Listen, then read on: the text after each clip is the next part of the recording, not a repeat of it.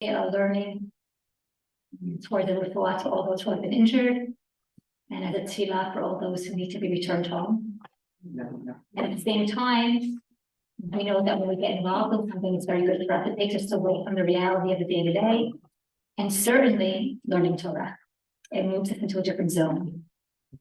So I hope that we, those are two goals for this morning. So we're starting the new semester, and it's sister-daughter narratives in Nach. For those of you who have been with me over the years, I think it was 3 years ago, or maybe it was 4 years ago, it was during COVID, when we started learning about sister-daughter narratives in the Torah. And we saw very interesting things regarding the sister relationship and the father-daughter relationship. And what we're going to do is we're going to continue now in Nach, looking at different stories. We're going to look at real sisters and real daughters. And then we're going to do something very, very interesting as we go along in the Tanakh. And we have metaphors where the sister or the daughter concept is used in terms of a metaphor, whether it be in Shir HaShirim. We'll be touching on chapters in Shir HaShirim, certain chapters in Sefer Yechezkel, and other things as well. All right, so that's our goal for this semester.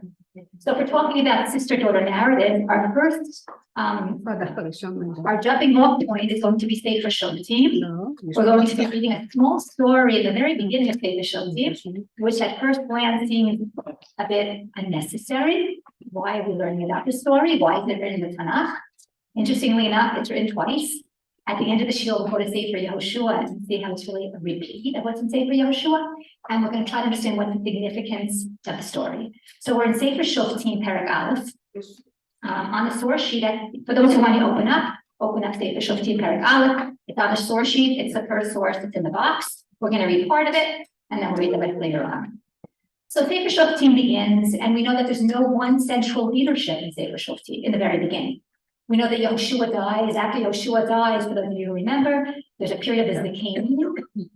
And after the Zikanim, we then have this time period where the tribes are sort of a little bit on their own until an enemy, and this is very, very, very pertinent, an enemy from the outside causes them to band together and to choose a leader. Hashem says the leader not to save them. It's very often that enemy from without that bonds us together, and that's certainly what we're experiencing now.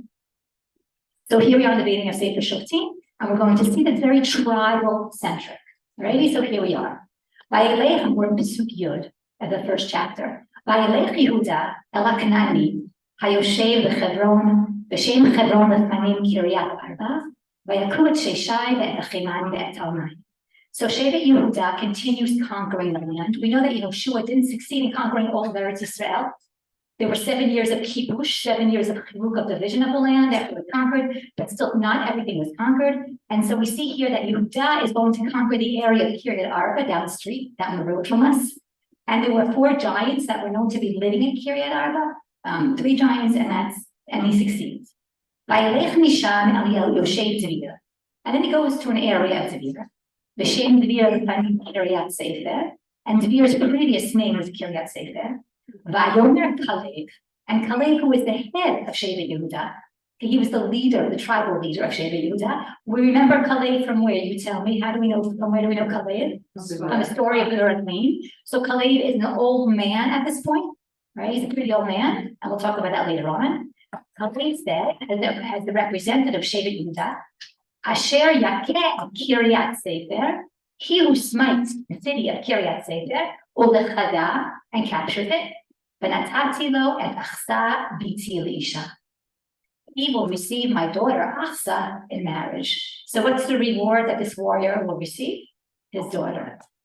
Now to our 20th century, 21st century ears, that's hard. But let's keep in mind that the person who's going to capture that city is going to be a warrior, right? It's going to be a warrior. Keep that in the back of your mind. Vayilkeda at Otniel ben Knaz achi Kalev hakaton. Kalev's younger brother, his half brother, is the one who does it. Vayitenu et Achsa bito Elisha. And what does he do? He fulfills the vow, the promise that he makes, and he gives him, his daughter Achsa in marriage to Otniel. So the first thing I want to ask is a vow, right? He makes a vow, a pledge. Whoever does this will receive that. Is that something which the Tanakh likes? A vow?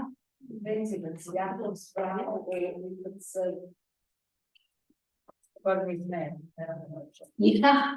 Yeah, we'll get to that later on. Okay, it depends on the vow. In general, though, the Tanakh is very hesitant when it comes to vows. Why? Does anyone know why? They're concerned that they're not going to be fulfilled. Right? In Sefer Kohelet, I'll just read it to you. Sefer Kohelet, chapter 5, verse 4. You don't have to move there, guys. I'll just read it for you myself. In chapter 5, verse 4, what does it say? Tov asher lo tidor, it's better not to vow. Misha tidor velo tishalim. Okay, so the fear with a vow is that person will make that vow and they won't fulfill it, and then it's been in vain. So we have a hesitancy on the part of the Tanakh and also Chazal regarding a vow. And if you look at your first source, what does it tell us regarding this vow? Whoever smites Kiryat Sefer and conquers it, I will give them Achsa, my daughter, as a wife. What if some slave would have conquered it? Would he have given him his daughter? If the Holy One, blessed be he, made an appropriate arrangement for him, as it is stated, both Miel, son of Knaz, Kalev's brother, captured it, and he gave him Achsa, his daughter, as a wife. So in his own merits somehow of Kalev, Hashem worked it out that what? That it worked out well, that it had a happy end, as they say. And I want to explain to you that this is a really positive story because we have a family, we have marriage within the family, we have marriage within the tribe, which is something which is what? Something which is very commendable. And we have the idea of brotherhood. Is brotherhood a theme that we're going to see in Sefer Shoftim where brothers work together? Is that something is that an overriding theme? The truth is the opposite. If you go through Sefer Shoftim, we see the opposite. And just for a moment, go to Shoftim, chapter 9, verse 5. That was okay. What happens after Avimelech, Gidon dies, and after him, and he has many children, and one of his sons is Avimelech. And Avimelech decides that he wants to be the king after his father, even though he comes from a different wife. And what happens if you look in chapter 9, verse 5? Vayavo beit Aviv Ophrata, v'hayarog et echav b'nei Yerubal shi'im ish al even echat. So what does he do? He hires people to murder all of his brothers, and only one will remain from his brothers. That's Yotam. There's a famous mashal that Yotam will say. So we see here a story of what? Of where brothers are not acting like brothers. Later on in Sefer Shoftim, we know that there's a civil war that happens. And the civil war, how do you discern who's a real brother and who's not a brother? It has to do with speech. Anyone here a speech therapist? Anyone here a speech therapist? It has to do with the word shibolet. Raise your hand if you're familiar with that story, shibolet. Okay, certain tribes said Sibolet, others said Shibolet, so they asked the people, they had made them say the word, and if they said it the wrong way, they knew they weren't from their landsmen, and they killed them. All right, so Sefer Shoftim is what it's filled with stories, unfortunately, about where brothers can't work together, or actually brothers murder one another. So our story, the very beginning of Sefer Shoftim, where we have two brothers working together, is something very, very positive. All right, so the daughter, her name is Achsa. What does Achsa mean? Achsa. So that word appears in Sefer Yeshayahu. Look at the next verse. What does Yeshayahu say in chapter 3? On that day, Hashem will take away the glory of their anklets and the headbands and the crescents. And go to the next phrase. Moreover, Hashem said, because the daughters of Zion are born and walk with stretched forth necks and wanton eyes, walking and mincing as they go, making a tingling with the bangles of their feet. The word achsa is connected to an ankle bracelet in Tanakh. An ankle bracelet actually makes a sound as you walk. This chapter in Yeshayahu, chapter 3, talks about the richness of the women of Zion, of Jerusalem. And they were so rich, they were very involved with what? With themselves. And it has a list of jewelry, delineates jewelry that these women had. Right? So she has it. So achsa, the name actually means an anklet with bells in it. And notice that her name, in a sense, captures her situation. An anklet is a bracelet, is an object. And at this moment, what is she in the eyes of her father? What is she?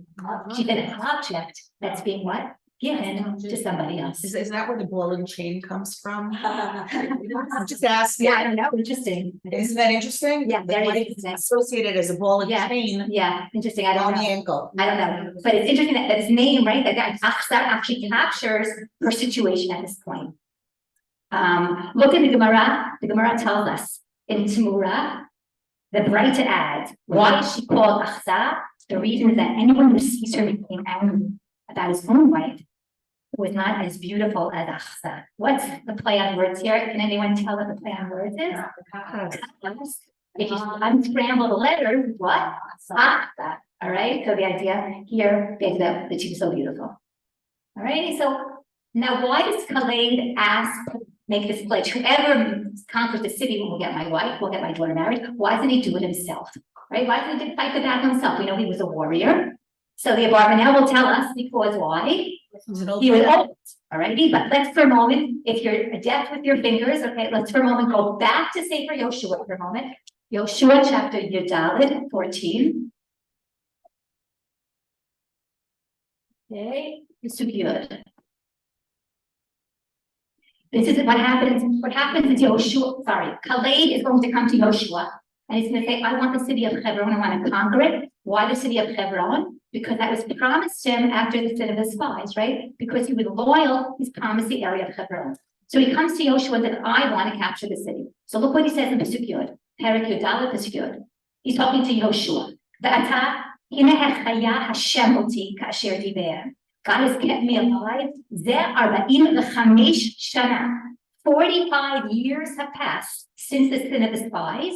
The sin of the spies happened in the second year of Bnei Israel being in the Midbar. They have to then circle around for 38 years. Alrighty, and now it's 45 years. It's 45 years. מאז דיבר השם את הדבר הזה על משה אשר הלך ישראל במדבר. ועתה הנה אנוכי היום בן 85 שנה. He is 85 years old. Odenu, one more pasuk. Odenu hayom chazak.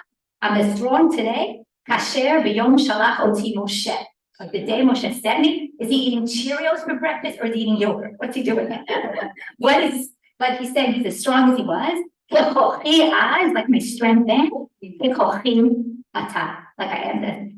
Like so am I now. Let's say la milchama, let's say to. And he actually goes and conquers the city of Hebron at this point.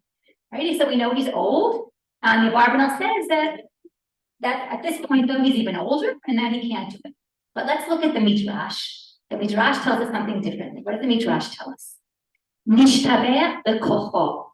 What does that mean? He took pride in his strength. V'nag'abo ayin hara. And the ayin hara attacked him, v'hergishva, and he felt it. Ematai, when did this happen? V'sha'ah she'amar, when he said, right? I'm strong today like I was then. Right? And at that point, he realized his strength has left him, and he has to ask someone else to conquer the city. And we know this is a very famous theme in Chazal. The slightest bit of what? The slightest bit of ga'ava, conceit with our leaders is something which they're chastised for and they're punished for. We have examples from Moshe Rabbeinu, right? Moshe Rabbeinu says to the judges, whatever case is hard for you, bring it to me. What? So what does God say in the Midrash? What, you think you know everything, Moshe Rabbeinu? And therefore there are 3 or 4 cases in the Torah, that what? He doesn't know, and he has to turn to Hashem for the answer.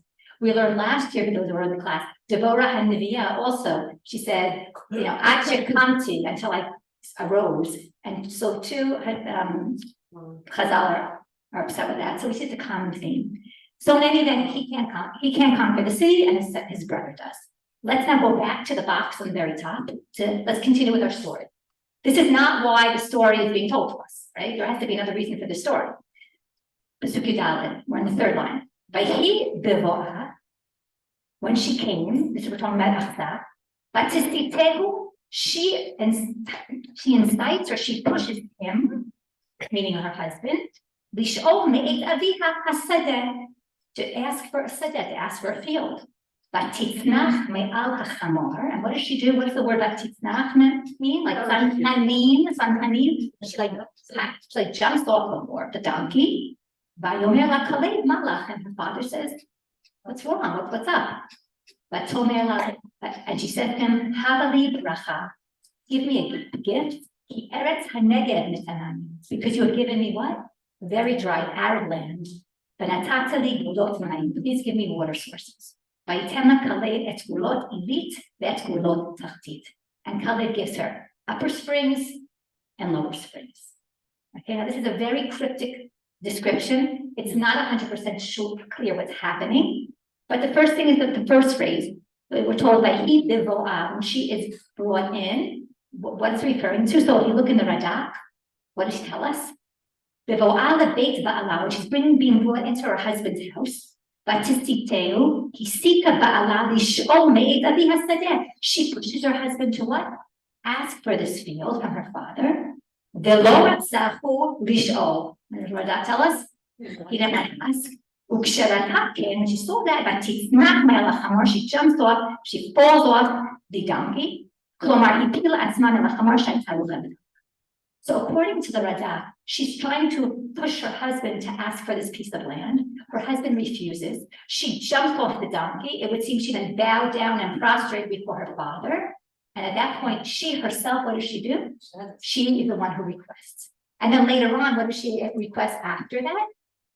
For water springs, all right? So according to Radak, she's asking for two things, she herself. Skip down to the Ralbag. According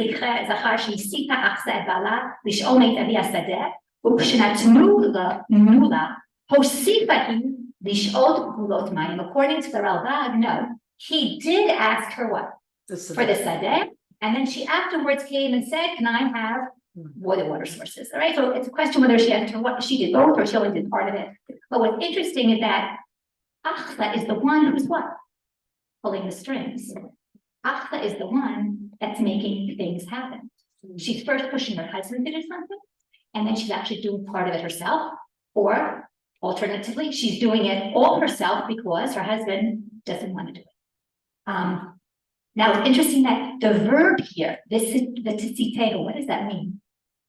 What does lahasit mean? Insight, to incite. And it has a very, usually a negative connotation. It's like nefarious.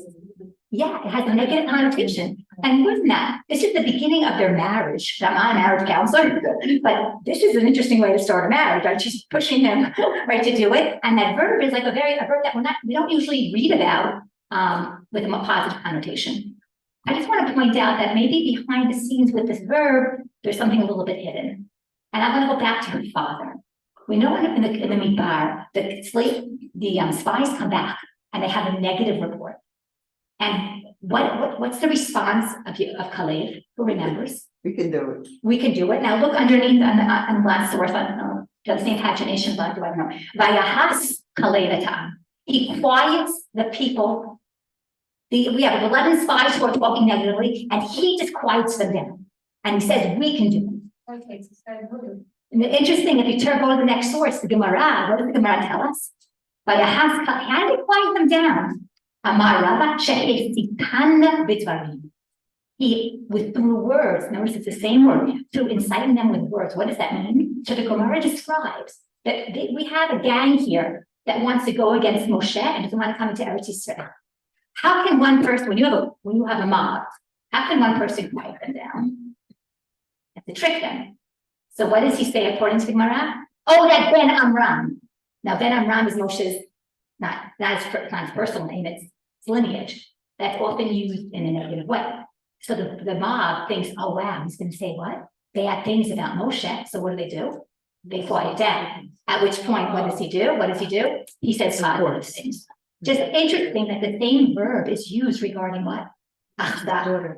So it could be that there's a hint here saying that the assertiveness she learned from whom? She learned from her father. I don't know, but it could be.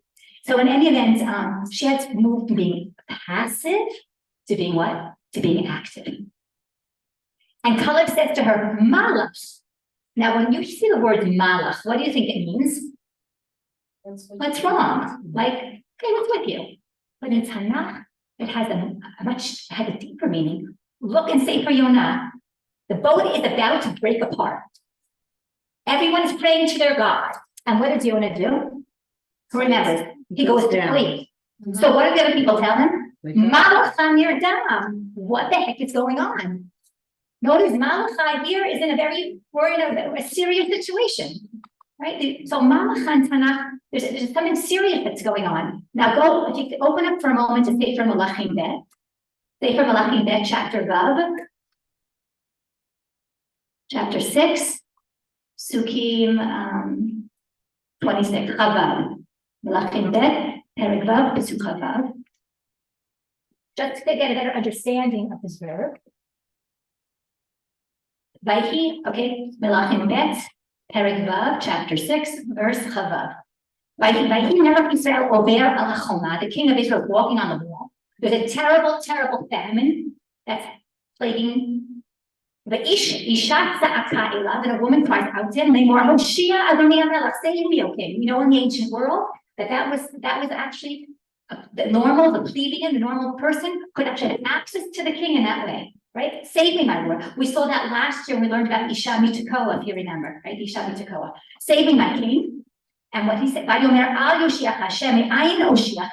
He's saying, if God isn't saving you, how can I save you? Meaning there's no food. I can't save you. I have nothing to give you. And the king says to her, Malach. What is it? And then she goes on to say, I had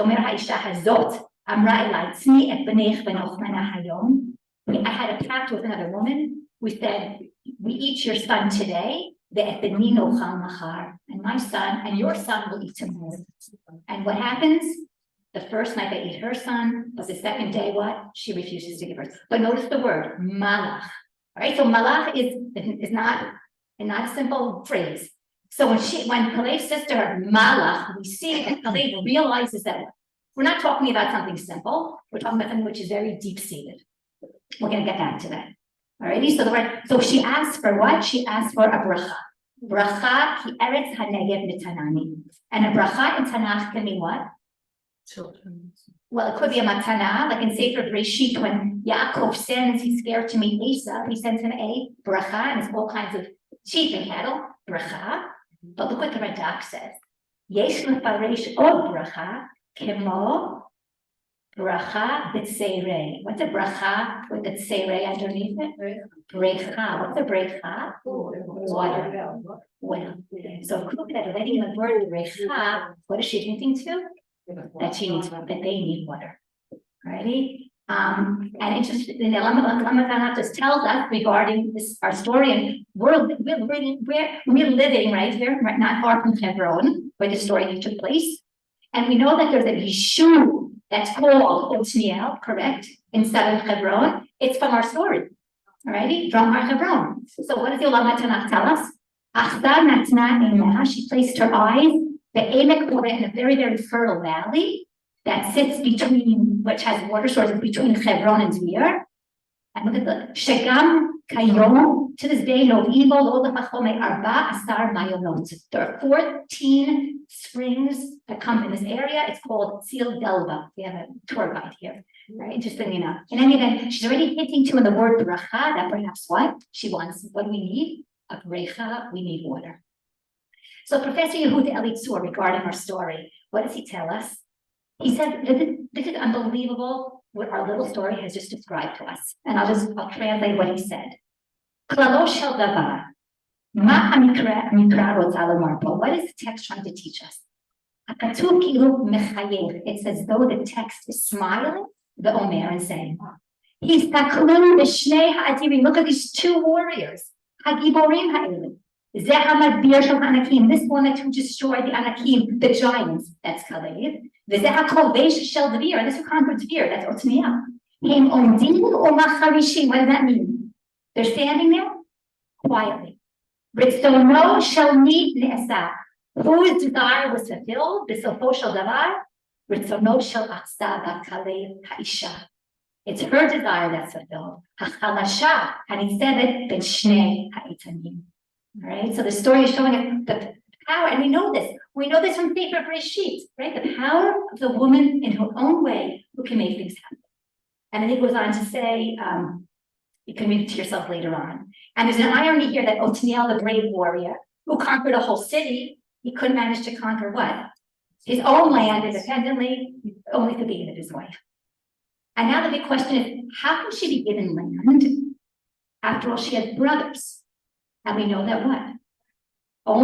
Women only inherit land of what? There are no sons. And how do you know that she has brothers? In Dibra, look at the next source. In Dibra Hayamim, and the sons of Kalev of Yehuda. Okay, there's a listing here of the names. So how could she get land? How could she be given this as a gift? So if we look at the next source in Sefer Melachim, we have an interesting pasuk. Paro melech Mitzrayim Allah vayotol et gezer v'yisrafa v'ish. Right, so Paro conquers Gezer and he burns it down. Then and he killed the inhabitants. Vayitzna shiluchim lebito, and he gave it as what? As a gift to his wife, Eshet Shlomo. Okay, now we're not talking about a Jewish king. We're talking about a Paro. But we know that in the ancient world, customs is like today. Customs there are no borders when it comes to many, many customs. What are we talking about here? Shiluchim. So look what the Radak tells us. Mincha, it's a gift. Bimkom mincha umatana shesholchim b'nei adam lebnotehem. What does that mean? We're talking about a type of dowry. Dowry was the gift, right, that a man would give to his daughter when the daughter married. Now, generally, a dowry was not land. What was a dowry? It was movable objects. You've heard the word, it's the Aramaic word metaltali. You must have heard the word, right? Metaltali. Generally, a dowry was metaltali. Stuff you pack in trunks. Exactly, it can move with you, right? But a man who could afford to would give a dowry to his daughter. Now, so we see here, Paro clearly was very, very wealthy. What's he doing here? He's giving a gift to his daughter. This is not inheriting land. This is what? This is a dowry that's given during the lifetime of the person. And let's now go for a moment to the Sefer Iyov. Go to the very, very end of Sefer Iyov, chapter limit.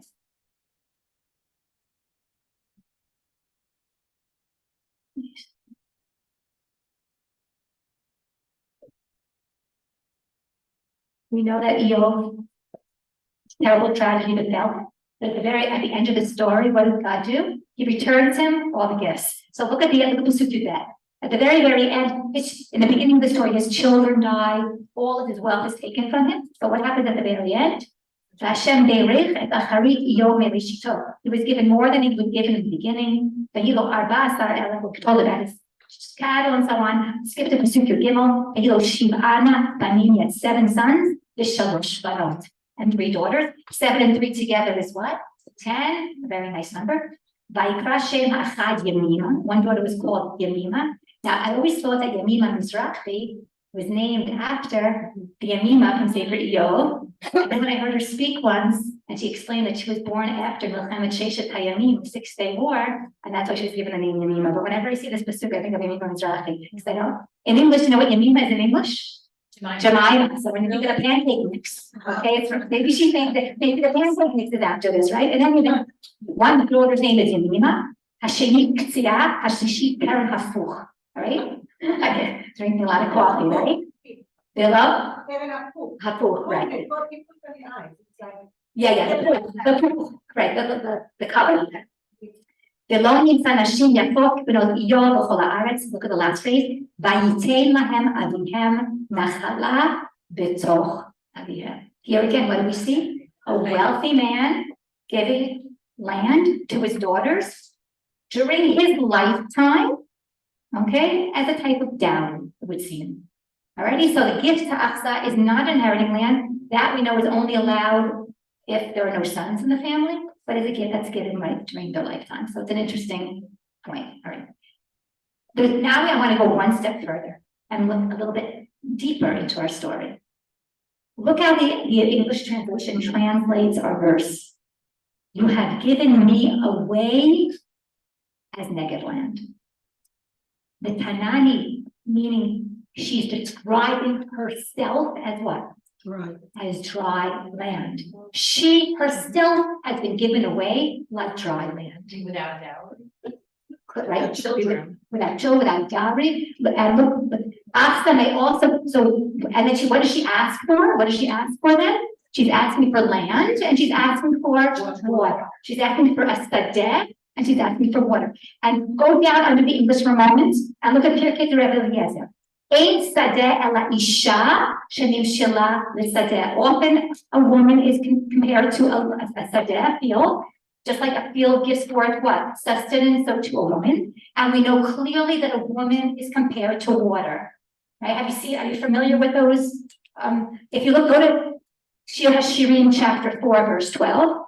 Shir HaShirim, I could have put all these sources on the sheet, But I think, do you like having to look in Tanakh? Yeah, I thought so, right? Okay, Shira Shirim, chapter 4, verse 12.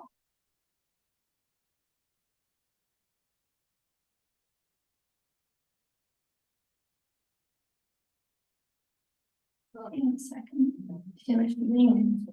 We're going to look at one example. And here we have a sister. Gan Na'ul Achoti Kala, my sister, my bride, you are like a locked garden. Gal Na'ul Ma'ayan Chatum, like a sealed well. Okay, numerous times in Tanakh, women are compared to water. And it's clear to us why, just like water gives forth what? Life, so to a woman. Like the womb, the water. Yeah, the womb, right? And now we can go back to the English and we'll understand it. Do we know how old Aqsa is during this time, if her father was 85? Good You question. talk about a 45-year-old woman Yeah, who hasn't had children? Good question. Good question. I don't know. Achsa may also be asking for the blessing only women can realize. I'm here in English on the top. The blessing of life, of birth. And asking for water for the land Khaled has given her. Achsa is likening herself to a land, a place for planting seed. O'Neill has been given Achsa and land, both places for planting seed. Now Achsa adds giving the necessary water to life to permit seeds to grow. Right? So she's asking for what? She's asking for continuity. She's asking for land, she's asking for water in order that she can give forth children and that the family can continue for generations to come. Here at Safer are confused. It's mentioned at the beginning. Where is that? We're gonna come from here at Safer? Kiryat Sefer is another name for this Devere. Kiryat Sefer, Devere. Oh, okay. We're gonna get back to that actually in a minute or two. Okay, so now this seems to you like, okay, that's a deep way. That's okay, it's deeper, it's interesting, but we're gonna see that the Gemara does a similar thing. And now we're gonna go to the Gemara. What does the Gemara tell us? The verse says, and it came to pass when she came to him, that she persuaded him to ask of her father a pillow, and she alighted from her donkey, and Kala said to her what she wanted. The Gemara asks, what is the meaning of, and she alighted, which can also be understood as crying out. Rav says that Rav Yitzchak says, Achsa said to Kale, just as in the case of his donkey, when it has no food in its trunk, it immediately cries out. So too in the case of a woman, when she has no prudence in her house, she immediately cries out. Alrighty, so according to the first part of the Gemara, she's crying out. Why? What does she need? What does she need? What's missing? Food. Okay. Notice they explain the word tisnach as what? To cry out. There's no connect. It's hard to find the connection. The Greek translation of the Tanakh also has to cry out, which means it could be very interesting that it could be that there's another variant reading of the Tanakh, of the word in Tanakh in other places, that it could be that it was not Tanakh Elohah, Tisnach, but it's not Tzaveach, Nachon Tzadi Vav Vav Chet is also to scream out, okay? All right, I'm just pointing that out. So let's go on, Gemara goes on. The Gemara cited another verse about Achsa. And she said, give me a blessing for what you have given me is dry land, and you have given me springs. And he gave her the upper springs and the lower springs. I'm on the third line. She said to her father, you have given me a home dry of all goodness, and you have given me springs of water. This is referring to a man who is nothing other than Torah, which is metaphorically called water. But as he is unable to provide me with food, how can I live? And he gave her the upper springs and the lower springs. Caleb said to her, does someone learning in Torah who dwells in the upper world and the lower world require that sustenance he requested for him? He certainly does not need it, as God will provide for him in the merit of his Torah studies. Okay, so here it's the man who's compared to the water, which is the Torah. And the woman here is the practical one. What's she saying? What do I need? I need sustenance in order to keep my family alive. And it's interesting how the woman is this practical side. What makes the Gemara connect Othniel to Torah? We know that water, you can't live without Torah, you can't live without water. Right. Why is he considered something? What's the springboard for saying that he's a Talmid Chacham? Marietta, you said it. What city did he capture? Kiryat Sefer. Kiryat Sefer. And so Chazal take from that word Sefer, the idea of Torah, and there are all kinds of midrashim regarding what's. In any event, I think what's interesting here is that if we go deeper into the text, we see a deeper meaning of our story. That Achsa is asking for what? Achsa is asking for sustenance. Is she concerned about what? She's concerned about continuity for her family, for the next generation. We start out with this little story. But doesn't that put her in a negative light? Clearly here, the Gemara is saying that she should have realized that if I'm Chacham, Hashem will take care. I'm agreeing with you, but in a deeper sense, we see here that it is the woman who's what? Who's consistently the person who's always concerned about what? Putting the meal on the table. Putting the meal on the table. I'm agreeing with you in terms of there's a negative direction here. We start off with the story of Achsa. And at the end of Sefer Shoftim, we have the story of Pelegesh B'Giva, which we learned about a few years ago. And there's a clear contrast between these two stories. Let's take a look. I have a chart so it's easy. She comes from the tribe of Yehuda. And the story of the Pelegesh and Giva, the concubine also comes from the tribe of Yehuda. In our story, we have a story of a triangle of a husband, the wife, and then the father, right? So too, in the story of Pelegesh B'Giva, we have a concubine and the father and the husband. In our story, she's offered to another, but at the sign of glory, he who conquers the city. What happens in the Pelegesh B'Giva? She sent out the door and offered to the mob. Why? Because They don't use the others. because they want They want what? Why do they do as a disgrace because they don't allow visitors into their areas. Yeah. So therefore, here in the area in Sefer Shoftim, like it's a disgrace as opposed to glory. In the story of Achsa, That's how Shoftim ends. yeah, exactly. And we see our little story. It's like our story encapsulates. In our story, she falls off the donkey as a sign of honor. She's bowing, she's prostrating. Right, similar to Rivka, trying to ask her father, and we know that what happens at the end of the like a Shvikiva, she dies on the doorstep, and then he places her on a donkey, and afterwards he cuts her up into 12 pieces and sends her pieces abroad. In our story, she has a name. Her name is Achsa. In that story, she's nameless. In our story, she what? She has a voice. And in the story of Pelegesh B'Giva, she has no voice. So we see the decline, we see the deterioration from the beginning of Sefer Shoftim till the end. And we know the way you treat the weaker part of society, and I'm saying women as women who are more vulnerable than men. Pelegesh is not a wife. Yeah, she's also a Pelegesh. Powerful position. Right.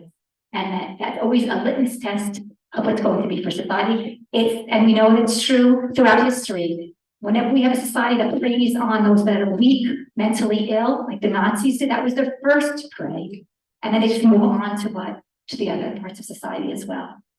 Okay, so now I want to move to go back for a moment to Sefer Yoshua.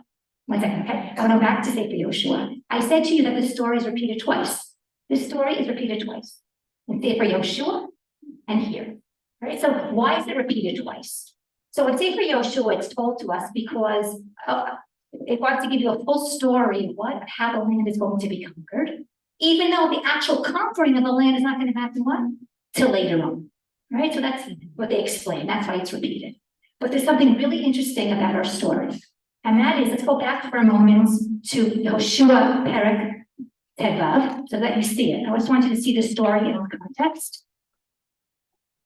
Yoshua chapter Tevav. 15.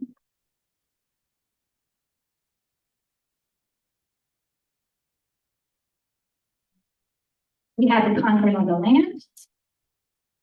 Okay, and if you go to Pasuk Tet Zayin, go to Pasuk Tet Zayin in chapter Tevav. Vayomer Kalev Asher Yakeh Kiryat Sefer, right? Does that look familiar? Okay, which Yoshua, Perek Tevav, etc. Notice in Sefer Yoshua we have names. It doesn't talk about, it's not tribal oriented, it's talking about the actual people. We have the same story that we have in Sefer Shoftim, right? It's here in Sefer Yoshua. But what's interesting is that now go for a moment to Perek Yud Zayin and go to Pasuk Aleph. In Perek Yud Zayin, Pasuk Aleph, And for those who don't want to go, it's on your sheet. We have the story of another group of people who are conquering the land, and that's Shevet Menashe. Exactly. And if you go to Pasuk Gimel, we're told about a group of women by the name of what? Benot Tzlachad. So we have the juxtaposition in Sefer Yehoshua of two stories about extraordinary women who are conquering the land in their own way. They are the only two stories, to the best of my knowledge, only two stories that we have about women conquering land, or except for the daughter of Eov at the very, very end, okay, the story of Eov. How interesting that Yehoshua, in the sense, what does he do? He juxtaposes, Sefer Yehoshua juxtaposes these two groups of women. Not only is that interesting, but let's look where they're coming from. What tribes do they represent? Achza represents Shevet Yehuda. Tzlachad are from Shevet of Menashe Yosef. The two tribes of leadership. We have Kalev from the Shevet of Yehuda. Yehoshua will come from the tribe of Ephraim, from the son of Yosef. We have Shaul, who comes from the tribe of Binyamin, all right, which is awesome. And then we have the tribe of David HaMelech, who's going to come from Shevet Yehuda. Eventually, we're going to have Mashiach ben Yosef, and we're going to have Mashiach ben David. So we have here two little stories, vignettes of women who are instrumental in what? In conquering the land, that represent not only themselves, not only women, but they represent the tribes that they're coming from. And they're stories that are Torah-lit. We talk about women's love and their determination and their commitment to Eretz Yisrael. And I think it's outstanding in a sense that Sefer Yehoshua puts them right next to each other. I just want to say that this connection of women in Eretz Yisrael is something which continues to our day, and each at this very, very trying moment, how each and every one of us in our own way, and how women, of course, as men, I'm not even talking, of course, men too, how each of us in our own way are doing what we can in terms of trying to help the situation and strengthen our holding here in Eretz Yisrael. So we're continuing in the ways of Achsa and the ways of Benot Tzlachad. And I just want to say that we say in Eshet Chayil, Zamen Masadeh V'Tikacheh. She planned out the field, right? And she took it. And whenever you read that line now, when you're singing Friday night, make me think about Achsa, because that's exactly what she did. Zamen Masadeh V'Tikacheh. And yeah, Sorry. Beautiful. I